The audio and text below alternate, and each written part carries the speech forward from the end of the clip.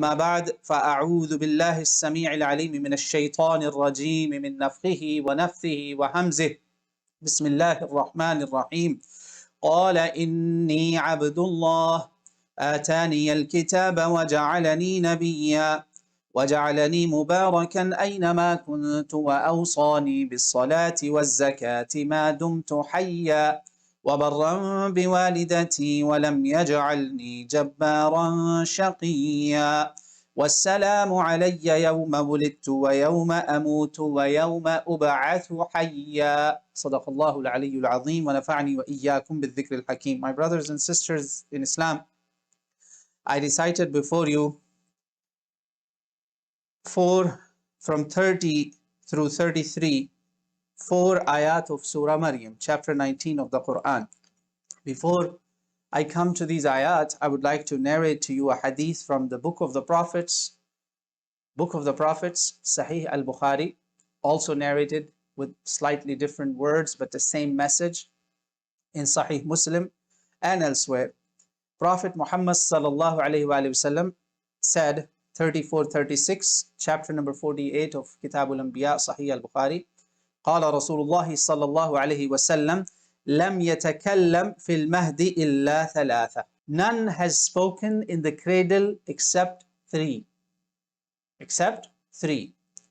Who are they? First one, Prophet Muhammad صلى الله عليه وسلم said Isa ibn Maryam عليه الصلاة والسلام. So he mentions three. So first one he mentions Isa, the son of Mary, and that's it.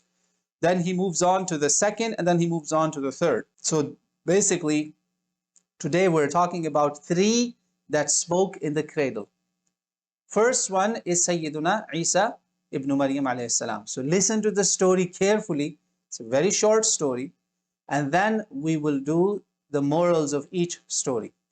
First one that I want to focus right now is Isa ibn Maryam alayhi salam. So Allah subhanahu wa ta'ala tells us about him speaking in the cradle, not once, not twice, minimum 3 places in the Quran. Surah Al-Imran, Surah Ma'idah, and then Surah Maryam. At least these 3 places. وَيُكَلِّمُ النَّاسَ فِي الْمَهْدِ كَهْلًا. Allah spoke to him that, Isa, remember my blessing. I allowed you to speak in the cradle. And then here, Allah subhanahu wa ta'ala actually tells us how he spoke in the cradle. So what, when and how about Isa alayhi salam is so detailed, so much clear that no one can deny it. Sadly, it's not there in the Bible.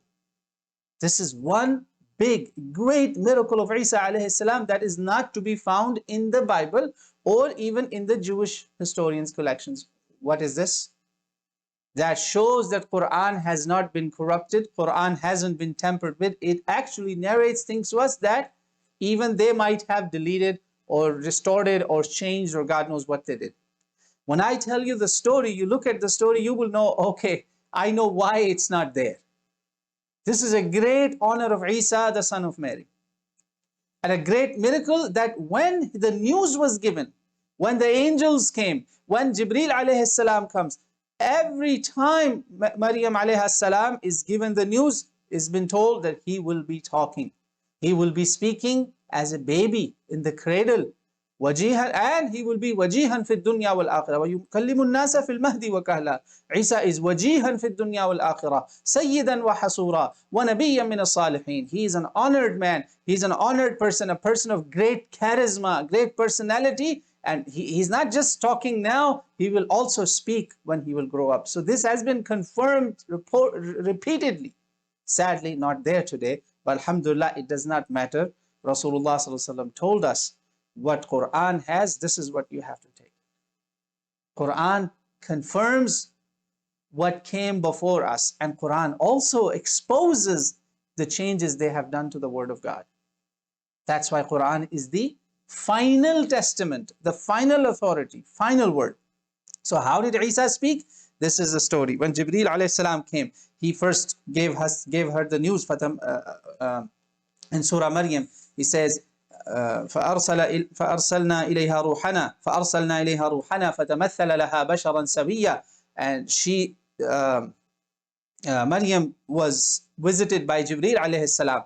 That messenger is called Ruh, Jibreel al-Amin. Jibril al-Amin, the noble, the trustworthy messenger, the most honored messenger of Allah subhanahu wa ta'ala among the angels is Jibril alayhi salam. He visits her, gives her the news, and then finally, long story short, I don't want to go to the full story, but if you like to, I recommend, in fact, even to non-Muslims, whenever you get an opportunity to talk about Islam, please simply just tell them, go to Quran.com, Quran, and open chapter 19, Maryam. That's all you have to tell them. The rest, inshallah, if Allah wills it, Allah will open their hearts, inshallah ta'ala.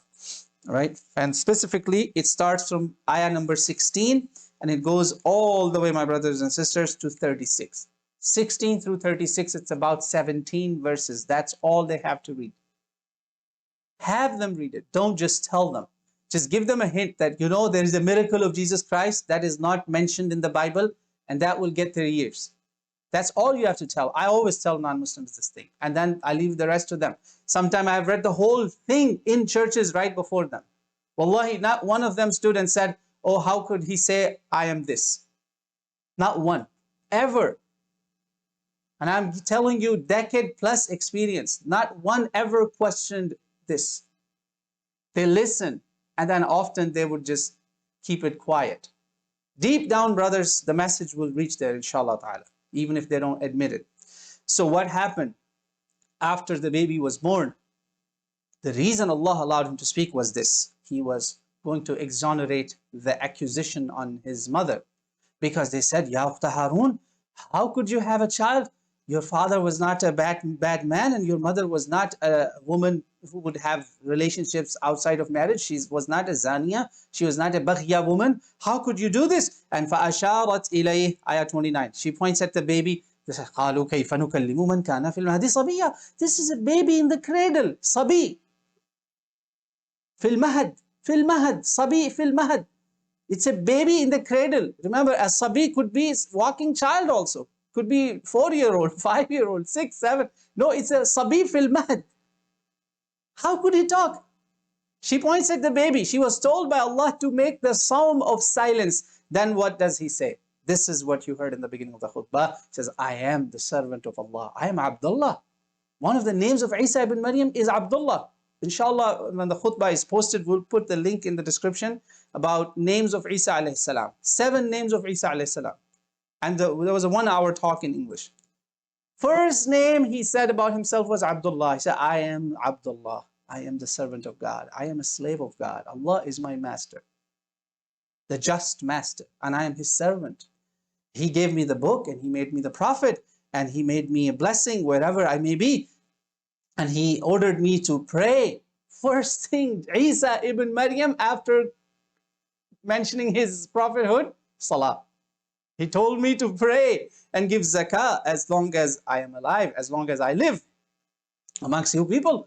And then I am a dutiful child to my mother, and he made me not an arrogant, unblessed person, meaning he won't have any claim of power also. This has another message for the Jews, because they were waiting for a Messiah. As you know, they're still preparing for that, who would be their king. He said, no, I'm not going to be that. Don't expect me to be a king, and don't expect me to be a person with a stick or a tyrant ruler or anything like that. I'm not going to be that. This was actually giving a message to the Jews that they had sadly confused the word Messiah with somebody who only leads as a king, because they were king prophets. That's how the confusion came amongst them. And sadly, Christians took it to another extreme. They said Messiah means God. Islam is in the balance. That no, Messiah is someone who's anointed by God, chosen by God, who has been blessed by God. He will do masah, and he will heal people, and he will also travel through the lands to Israel, through the Bani Israel, the children of Israel, and he will give them message. So he says, and salam be upon me on the day I was born, and the day I die, and the day I shall be raised alive. Allah says, ذَلِكَ عِيسَى ibn ذلك عيسى ابن مريم قول الحق الذي فيه يمترون. This is what they have fallen in disputes and in doubts about.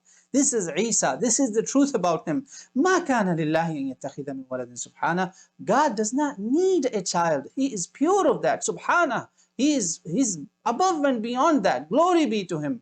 Subhana, meaning absolute perfection. He does not need a child to forgive people or to do anything. He does not need anyone. He's لم يكن له كفوا أحد. لم يلد ولم يولد ولم يكن له كفوا أحد.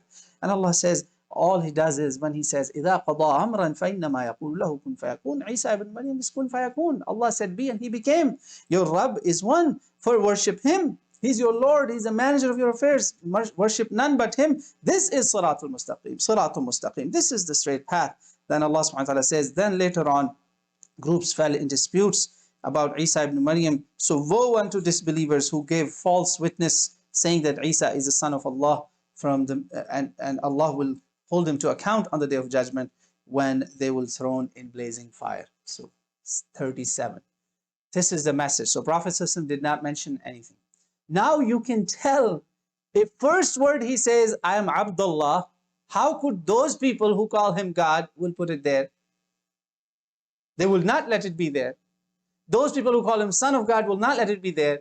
Those people who called him astaghfirullah, a sorcerer, a magician, a witchcraft person, a'udhu billah, deny his miracles, they will also not put there, because if it says Abdullah, that's it. This is not just a name like you and I are named Abdullah. No. When Allah names someone Abdullah, first word that comes out of his mouth is Abdullah. He is truly a perfect example, a manifestation of who Abdullah is supposed to be. What Abdullah is supposed to be like, not like ID names Abdullah. Or Abdul Rahman, or whatever, all the beautiful names we have. Sadly, we don't live up to our names. May Allah enable us, but sadly, this is a reality. But if Isa is called Abdullah, he is Abdullah. That's why Prophet ﷺ is Muhammad. We know he is Muhammad because his life will tell you he's Muhammad. We know he's Ahmad because Allah gave him that name, as he is Ahmad. He is praiseworthy. He has praised Allah like none before. He has been praised by the people like none before. So that's why he is worthy to be called Muhammad and Ahmad. Remember, the names Allah gives are not like you and I giving these names. So this is first story. Second story, Rasulullah